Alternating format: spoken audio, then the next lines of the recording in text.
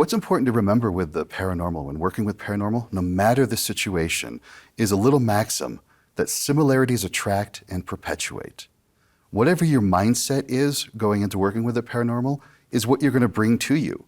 So if you see a horror movie that really portrays something scary and then you go to do a seance, you're going to be scared and frightened. God, yeah. Or people will get a Ouija board for what they've seen on the movie and they'll sit down with a Ouija board and they're scared, and then they will attract something that is feeding off of that fear, that is going to be a negative experience for them. And they're like, see, I told you this was a bad thing. We need to stop doing that.